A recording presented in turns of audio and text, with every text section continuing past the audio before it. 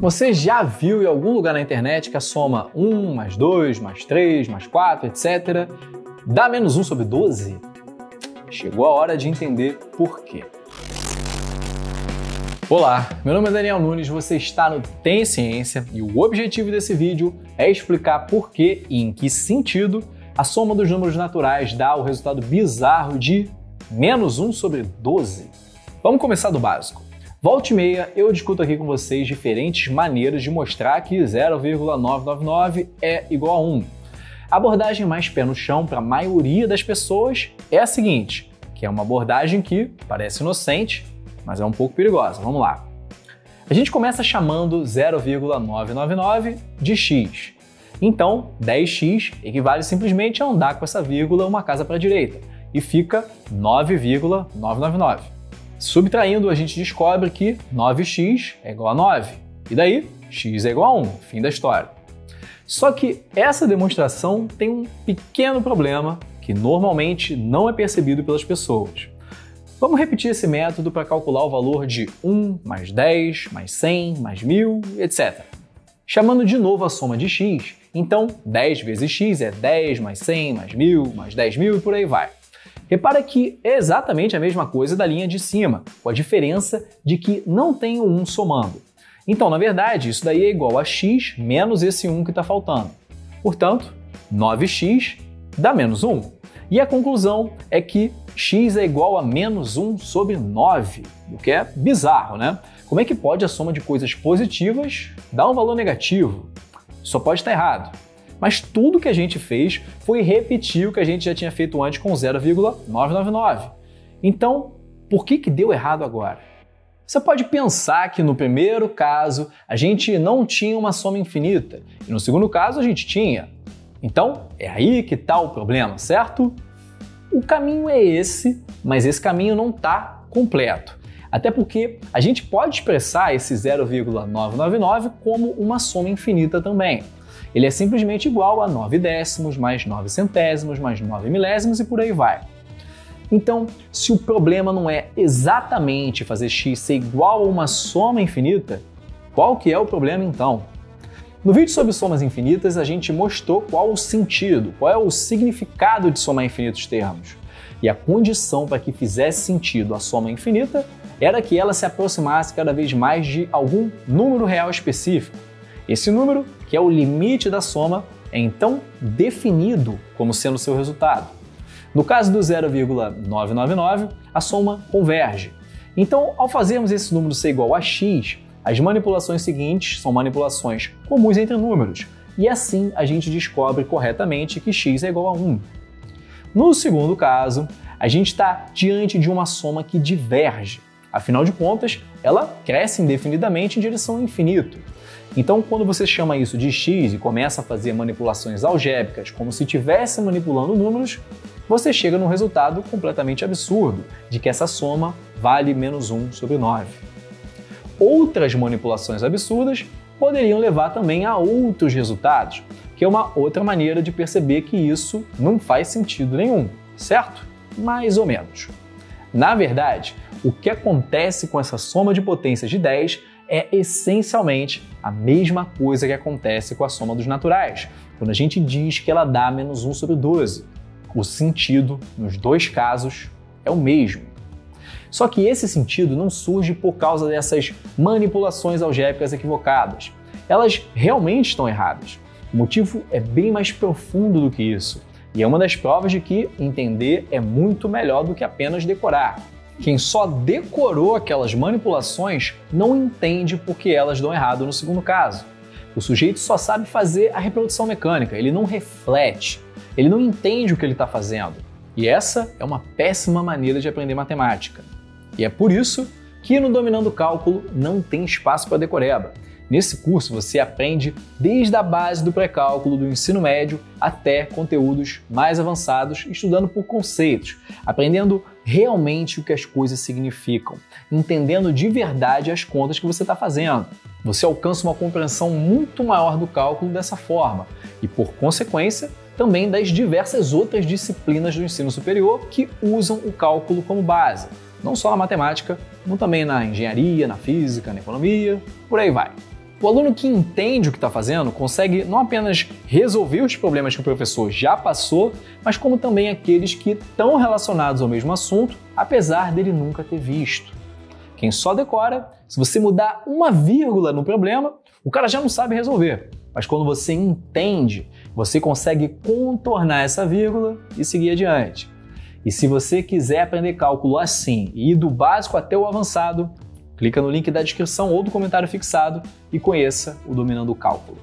Bom, vamos retomar de onde a gente estava. Vamos entender melhor o que está em jogo aqui. Repara que a soma das potências de 10 é um caso de uma soma de uma PG, que é o apelido carinhoso das progressões geométricas. Elas são sequências de números tais que a razão entre termos consecutivos é constante. Digamos, essa razão vale Q.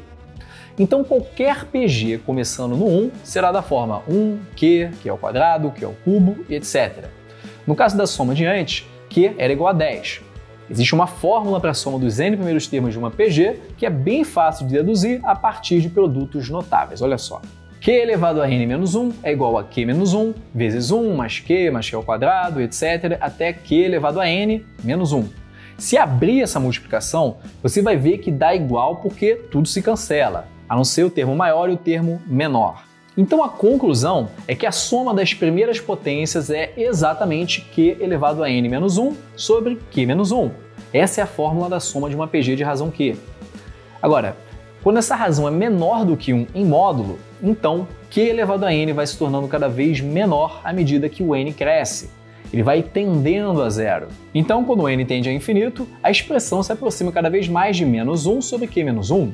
Ou, em outras palavras, de 1 sobre 1 menos Q.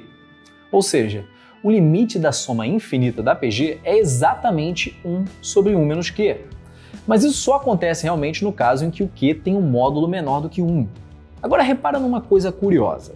Se a gente fizer Q igual a 10 nessa fórmula, o resultado dá exatamente menos 1 nono, que foi o resultado no qual a gente chegou antes fazendo aquelas manipulações algébricas roubadas. Então fica um certo gostinho de que se a gente quiser atribuir um número para aquela soma, o número que a gente deveria atribuir é realmente menos 1 sobre 9. E o pior de tudo é que esse raciocínio faz total sentido matemático. Se a gente permitir que esse Q assuma valores complexos, e para isso a gente troca Q pelo tradicional Z, então nós temos duas funções aqui. A primeira, que é uma série de potências e que está definida apenas quando o módulo de Z é menor do que 1. A outra, a função 1 sobre 1 menos Z, que está definida em todo o plano complexo, exceto no ponto Z igual a 1. E existe toda uma região, que é o disco centrado na origem, com raio 1, na qual as duas funções coincidem. E como elas são funções deriváveis dentro dos seus domínios e que coincidem numa região em comum, existe um resultado de análise complexa que fala que a única maneira de estender a série de potências da esquerda para uma região maior é usando a definição da direita de função racional. Essa é a chamada continuação analítica. Basicamente, continuação analítica diz que se você começou a pintura do quadro em um pedaço da tela, existe uma única forma suave de completar a pintura no resto do quadro inteiro. Ou seja, a própria teoria matemática de funções complexas diz pra gente que a única forma razoável de estender a definição da soma para outros números é usando a expressão 1 sobre 1 menos Z, que dá menos 1 sobre 9 quando Z é igual a 10. E é também nesse sentido da continuação analítica que a soma dos números naturais dá menos 1 sobre 12. Mas antes da gente explorar esse lado mais abstrato, vamos fazer exatamente como no caso da soma das potências de 10 e partir de uma abordagem, vamos dizer assim, mandrake. Primeiro vamos dar uma olhada na série 1, menos 1, mais 1, menos 1 e etc. No sentido tradicional, essa série não converge. Ela apenas oscila entre os valores de 1 e 0. Mas repara que essa série poderia ser representada como uma série de potências quando Q é igual a menos 1. Então, interpretando essa soma através da continuação analítica, ela teria que dar 1 sobre 1 menos menos 1, que é 1 meio, e que, coincidentemente, é a metade entre os valores 0 e 1, onde a soma fica oscilando. Agora, vamos dar aquela roubada exatamente como no caso da soma das potências de 10. Vamos chamar a soma dos naturais de x. Então, multiplicando por menos 4, a gente tem menos 4, menos 8, menos 12, etc. Somando as duas linhas, obedecendo a esse casamento dos números, você descobre que menos 3x é igual a 1, menos 2, mais 3, menos 4, etc. Ou seja, a soma dos naturais alternando o sinal. Vamos reescrever essa mesma soma deslocando os números para a direita em uma casa. Aí, somando, você descobre que menos 6x é igual a 1, menos 1, mais 1, menos 1, etc., que é aquela nossa primeira soma. E a gente viu que ela tem que ser 1 meio. E aí, a conclusão é que x dá menos 1 sobre 12, ou seja, a soma dos naturais dá menos 1 sobre 12. Mas, como eu falei, esse raciocínio é roubado. Como a soma não converge realmente, não faz sentido chamar de x e começar a fazer contas com isso. Só que a gente consegue arrumar uma interpretação para essa soma usando o método da continuação analítica. Tudo começa com a famosa função zeta de Riemann, que está relacionada à distribuição dos números primos e também está por trás do problema em aberto mais famoso da matemática, conhecido como a hipótese de Riemann. Inclusive, tem vídeo sobre isso aqui no canal. Se você quiser ganhar $1 milhão, eu sugiro que você assista e tente resolver esse problema. A função zeta tem uma expressão básica como uma soma infinita de termos da forma 1 sobre n elevado a s. Esse s é um número complexo. Só que essa soma só converge no sentido tradicional quando s tem parte real maior do que 1. Por exemplo, para s igual a 2, a soma dá exatamente π² sobre 6. E quem primeiro provou isso foi Euler, resolvendo o chamado problema de Basileia. Só que existe uma única maneira de estender a função zeta para todo o plano complexo, exceto no ponto z igual a 1, através do método da continuação analítica. Infelizmente, não existe uma expressão direta para fazer isso, como no caso do problema das somas das potências. O que existe é a chamada equação funcional, que serve para estender a função zeta para o resto do plano complexo. Ela é complicada para deduzir, por isso a gente não vai fazer isso aqui, mas a sua expressão final é relativamente simples, e ela diz que zeta de s é igual a 2 elevado a s vezes π elevado a s menos 1, vezes seno de πs sobre 2, vezes gama de 1 menos s, vezes zeta de 1 menos s. Repara que se a gente conhece os valores da função zeta quando o argumento é maior do que 1, então essa relação permite calcular os valores da função zeta quando o argumento é negativo, desde que você saiba calcular também essa tal função gama. A função gama é uma generalização da função fatorial para números complexos. Quando n é inteiro, gama de n é igual a n menos 1 fatorial. Vai ser bastante útil para a gente. Mas vamos agora voltar para a expressão inicial da função zeta. Repara que se a gente forçar a barra e fizer s igual a menos 1, o que temos é a soma dos números naturais. Só que a princípio isso não faz sentido. Mas repara que quando s tem parte real maior do que 1, então a função zeta tem essa representação tradicional.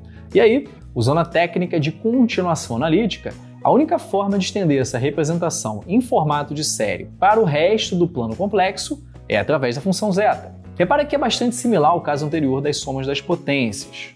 Então, nesse sentido de continuação analítica, a gente pode dizer que a soma dos números naturais deveria corresponder à função zeta calculada no ponto s igual a menos 1. Ou seja, a função zeta faz um papel de atribuir sentido a uma soma que, do ponto de vista tradicional, não teria sentido.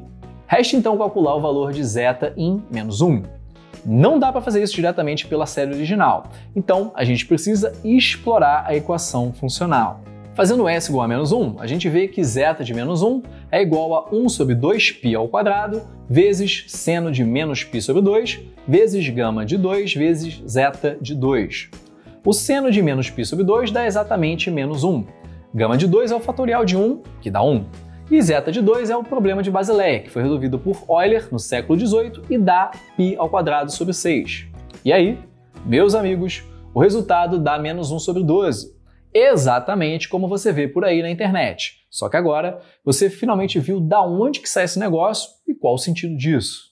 Muito obrigado aos membros do canal, conheça o Dominando o Cálculo clicando no link abaixo e não se esqueça de deixar o like, se inscrever e até o próximo vídeo.